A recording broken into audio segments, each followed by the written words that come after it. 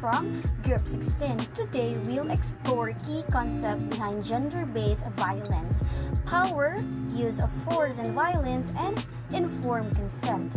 We'll see how perpetrators use different forms of power to control others, how violence forces victims into unwanted actions, and why true consent must be free, informed, and voluntary. Understanding these ideas help us recognize the GVB and its impact, including how violence can repeat across generations. So, let's dive in and uncover the forces behind GVB.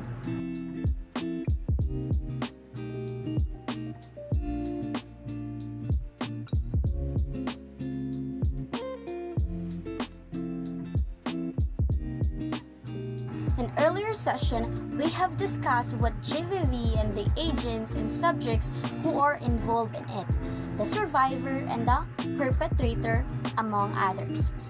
This session explores the meaning of three important concepts behind GVB: power, use of force and violence, and the informed consent. Now, let us discuss first the power. Perpetrators are people who cause harm, and they often use real or perceived power to control others. Some examples of different types of power and powerful people are the following. First is the social power. It comes from one's positions or influence in a group.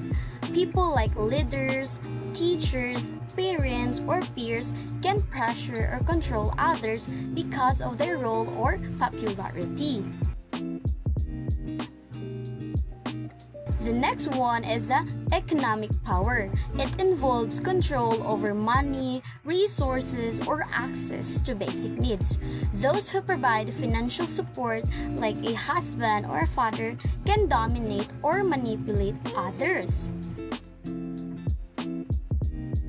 The third one is the political power. It is held by people who create or enforce law.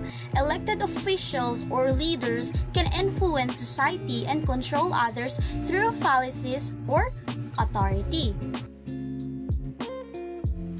Moving on to the fourth one is the physical power. It is based on strength, size, or weapons. Those who can use force or restrict movement, like soldiers, police, or gangs, can dominate others. The next one is the gender-based power. It comes from social norms that favor one gender, usually males. This leads to men often having more authority or control over women. The last one is the age-related power. Power differences based on age. Younger and elderly people often have less control or decision-making power, making them more vulnerable. In summary, more power means more choices. Less power means fewer choices. People with little power become more vulnerable to abuse, especially in gender-based violence or GVB, where unequal power is exploited. Power determines how many choices a person can make. When someone has more power, they have more freedom and options in life. In contrast, a person with less power has fewer options and lost control over their situation.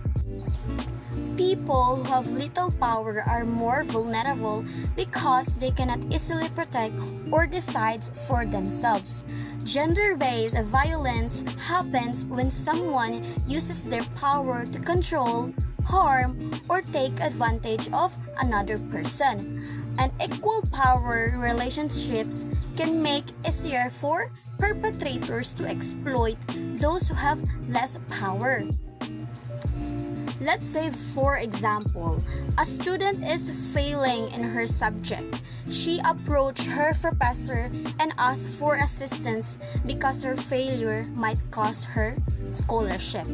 Her professor told her that the only way that she can pass the subject is for her to have sex with him. So in this situation, the professor is abusing his authority of power. He takes advantage of the student's fear of losing her scholarship and offers help only in exchange for sex. This is a sexual coercion and a clear form of power-based abuse because the student is pressured into something against her will due to his position and control over her grade. At this juncture, let us discuss about the use of force and violence.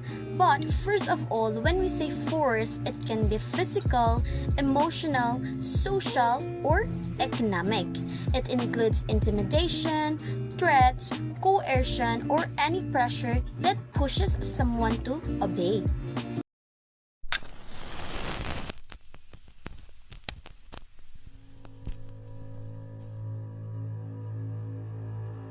I spilled the milk, and for a second, the world held its breath.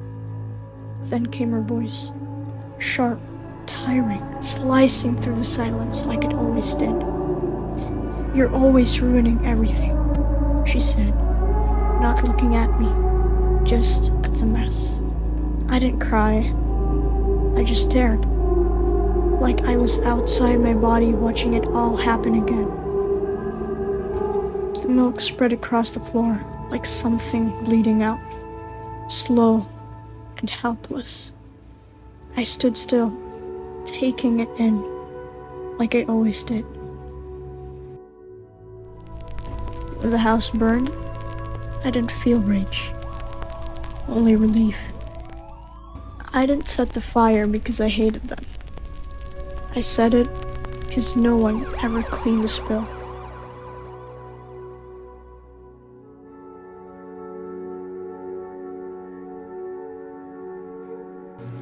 The victim is made to act out of fear.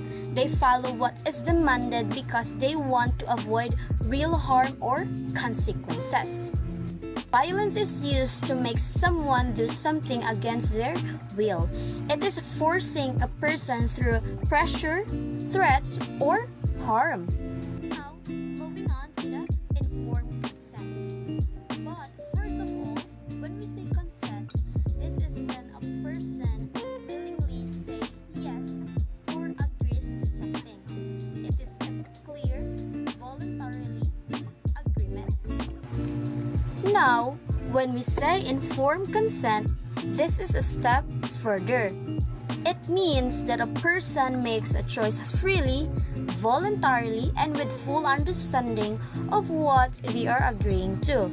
It also assumes that the decision is made in a situation where power is equal and no one is being pressured or coerced.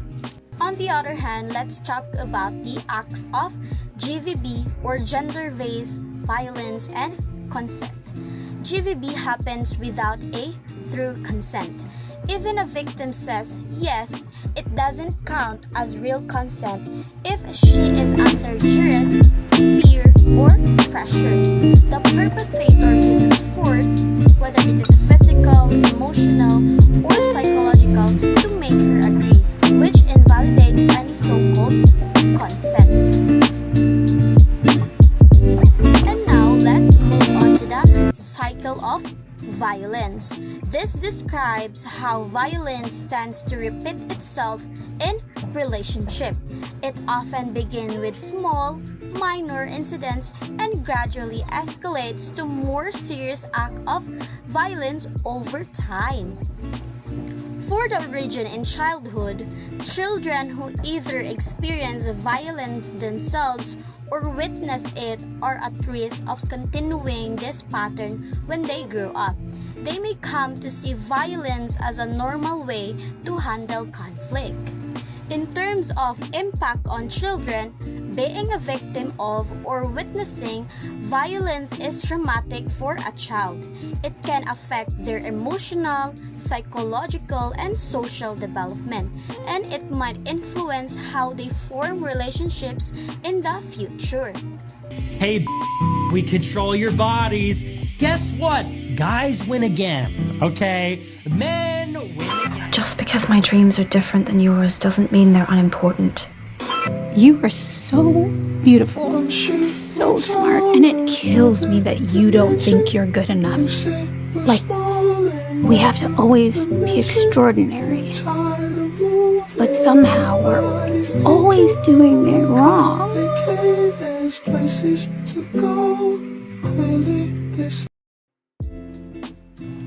In conclusion, power and abuse of the same are integral components of GVB. These components also had an effect to the consent to be given by the survivor. Consent may be informed or vitiated, on which violence is perpetrated.